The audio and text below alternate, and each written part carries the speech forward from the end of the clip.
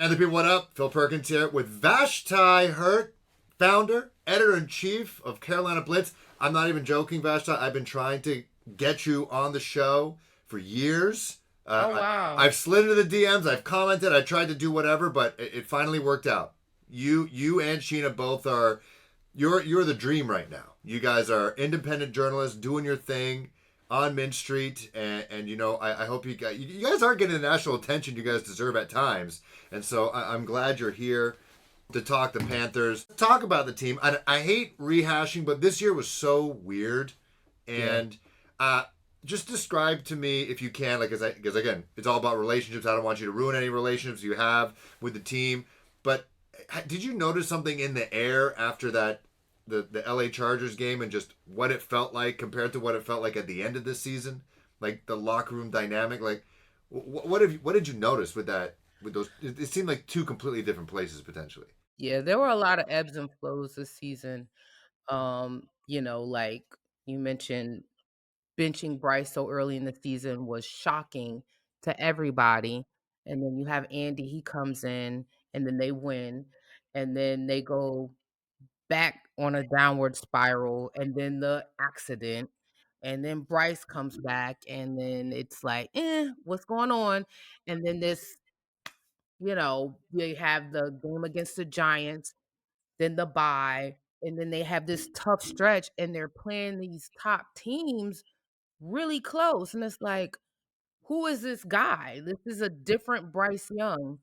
Um, you could feel the tide change in the locker room probably right around or right before the bye. And ironically, the locker room has never been I've seen it really low during the rule years. It was never low this season. I never felt like it was like, "Ugh, this is bad." Like, yeah, no. I never got that sense. Um, it always now it wasn't they were frustrated with losing, of course, but I never got that the locker room was disgruntled or that Canales had lost the locker room. But I did also notice when Hope came into the locker room. And that was a different feeling because when you have a guy like Bryce Young, who is now not that players didn't believe him or believe in him, they can see. Because, guys will say in practice, he's slicing them up. He dotting them up. It's just, which wasn't translating to the games. And I don't know what happened. I don't know if Canales is this mad scientist, what was done, what the click was for Bryce. But when it started adding up for him and it started translating on the field, then the players were like, "Oh, okay, we got something here." And then the locker room then became more open, more lively. Bryce is naturally who he represents, who we see on that he's naturally himself. But I did see him he interacts with players, but I did see him interacting more because I felt like there was less pressure on him. Um, I saw, guys were talking to each other, and they never stopped talking to each other, but the banter seemed to heighten. There was more there was more hope and optimism in the locker room, and you can feel it. And then also the fact that there were no questions entering the off season. I think the last, what, 4 years, 4 or 5, like, literally, either there was a coaching change, a GM change, or both. And this is the most chill off season I've had since I've been on the beat. And it's crazy to me because it's like, I don't have anything Panthers related. Like, I gotta figure out some stuff, especially until the draft, really. But it's also good for players because they know, "Oh, boy, we don't have to get to learn a new coach, or we don't have to get to learn a new coaching staff." Like, there's continuity and there's, athletes like they're routine individuals. And so they know what the core guys know what the routine is and they know who they're dealing with. And there's a level of ease that comes with that. Um, And so I think it's good. It's crazy because you see as a business owner, the numbers change when the team starts getting better.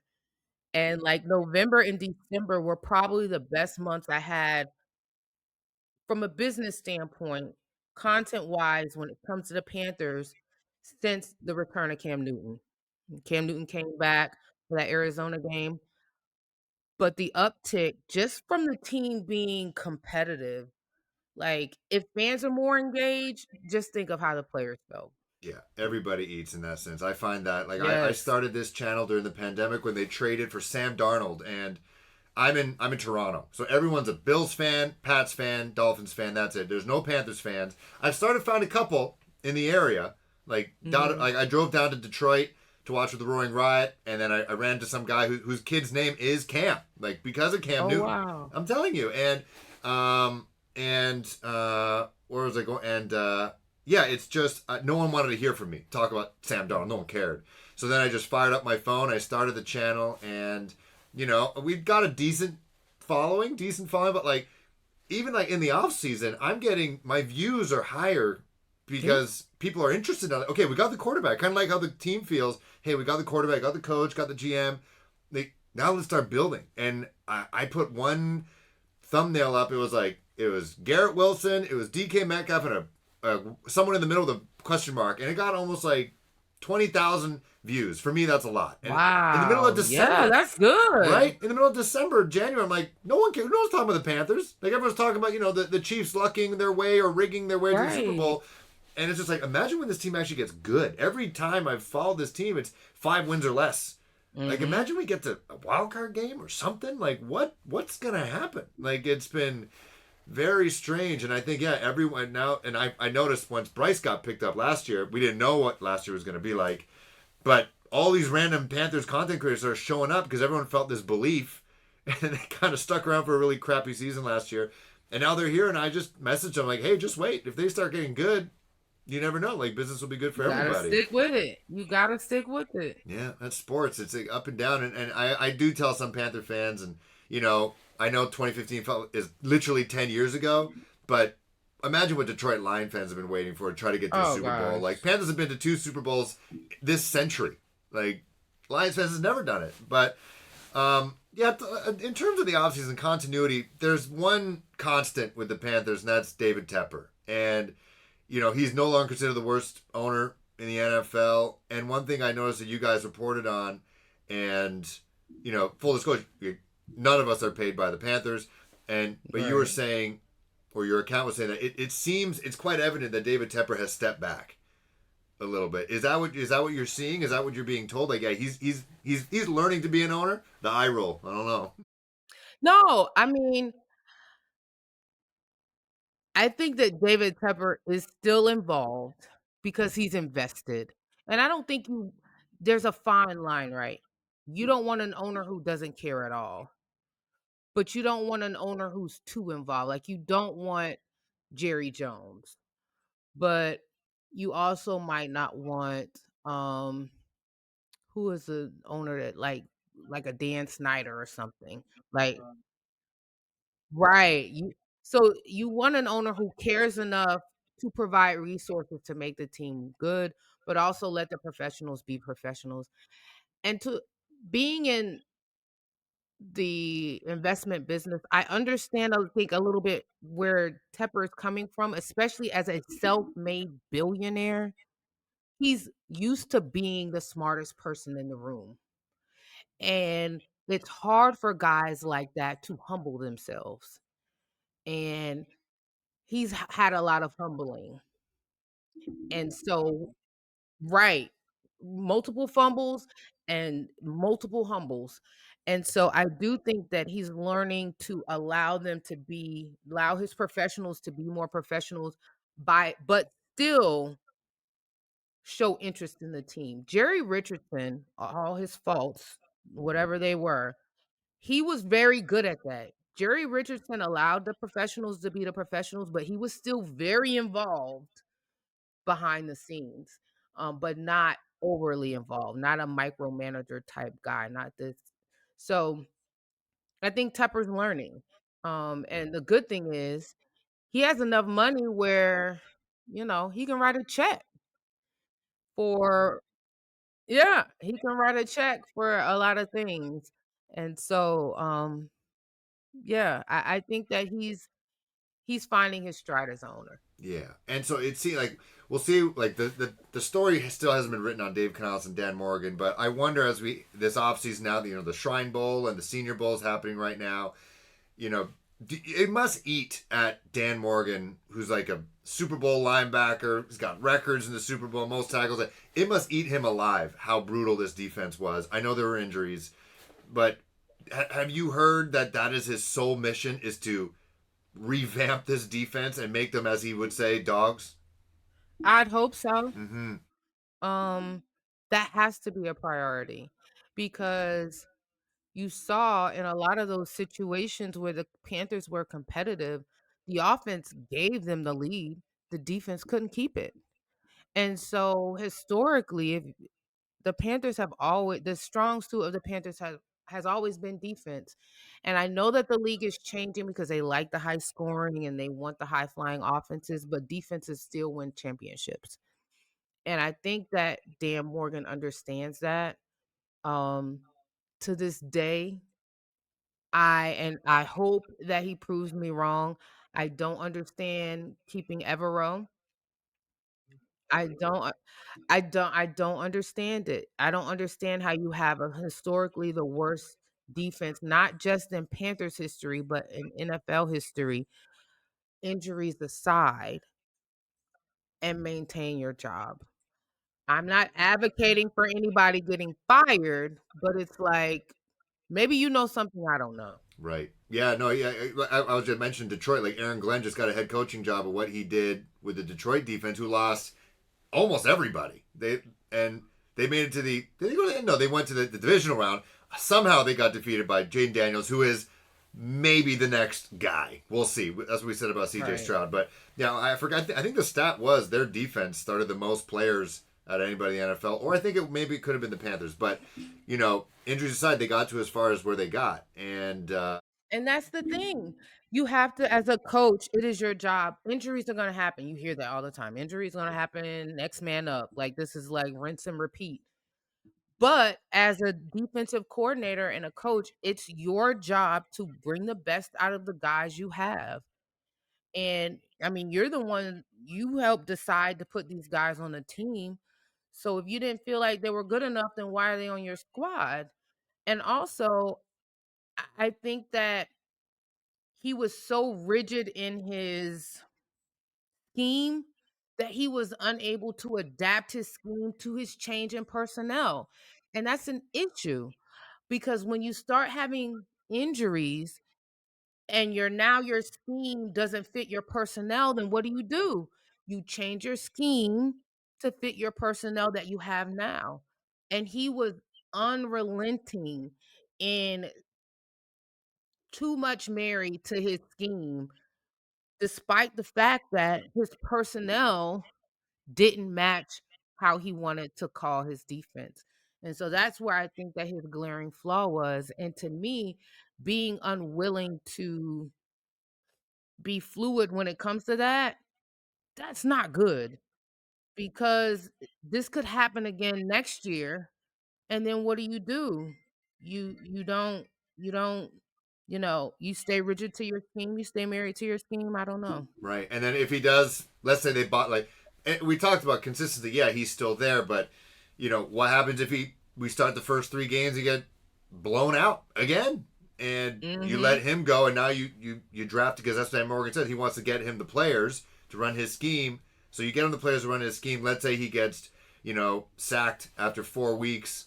Now, who you got his replacement? They want a different scheme, and then now what? You got all these players in mismatched spots, and you have this weird flux. And you're right. Defense does win. Look at the Chiefs. That was the highest scoring game they've had, and that was the AFC Championship game. Before that, they were strictly they almost lost to the Panthers, and so Right. probably should have lost to the Panthers, honestly. But yeah, it's interesting to see what I was interested to hear your take on Evero because that's going to be the highlight of this offseason, how they're going to build up this defense and hopefully save his job. In terms of where they want to go on defense, do you think they're staying in the trenches, kind of doing the opposite of what they did with the O-line last year? I'm not sure. I was just talking about this. I leave that stuff to the professionals. I just hope they get it right. You know what I mean? It's they know more about talent evaluation and all of that stuff than I would ever know.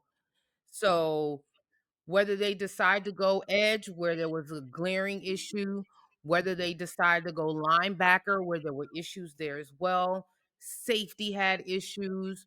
Who's your QB2 opposite of JC? Do you keep Mike Jackson who played well when Dane Jackson was supposed to be the number 2 guy? So they have to figure that out. They are the professionals. I don't worry myself over that. I just hope they make the right decision. Yeah, for sure.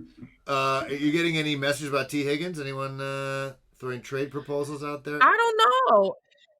You know what? I think they would be more likely to get Garrett Wilson than. I mean, he openly I know. said basically like that is people didn't like when he did that. I was taken so far aback because he is basically telling the Panthers, "Come get me." Really? That wasn't just like a troll job? Like he meant that?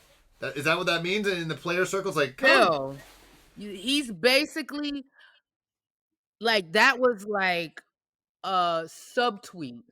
Like that was like, come get me. This man chose to comment. He was not at it. He found a Panthers site that wasn't a major site. Formidable following. I'm very familiar with them. Like very niche, very community oriented. For him to comment on that where he wasn't at it and to comment on Bryce Young, he knew that Panthers fans would react to that and see that. That is like he choosing. Yeah, he was was that a thirst trap? Does that count as a thirst trap? He was choosing. Yeah. Yes. So, but now they got a new coach. We don't know who their quarterback is. Like, do you think that iron is still hot, or do you think maybe they gotta act quick because that can cool down? Like, hey, they got me Sam Darnold again, or who knows, or Who knows? Like, I don't know. I heard that I'm not sure how he felt about Aaron Rodgers. There was some assumption that there was they weren't getting along that well. But I don't know. we're all cheering for you guys. I think you guys do an awesome job, and I appreciate you. I appreciate your Thank dog. I thought that you. was a panther. Is your dog It's my dog Chiba. This is Chiba? about her time. Yes. Oh, not Chuba. She You got just to get jumped another on one. me. Name it She said Chuba. it's time. It's So time to go for a okay. dub. Okay, well, I appreciate you. Keep winning, and we'll see you soon. Make sure everyone watch this. Make sure to follow Carolina Blitz. Keep blitzing. Follow you guys. Everything you guys do, you guys have great. Also on your Twitter Spaces, you guys are great. We appreciate you, and hopefully talk to you soon. All right. Thanks for having me. Oh, for sure. See ya.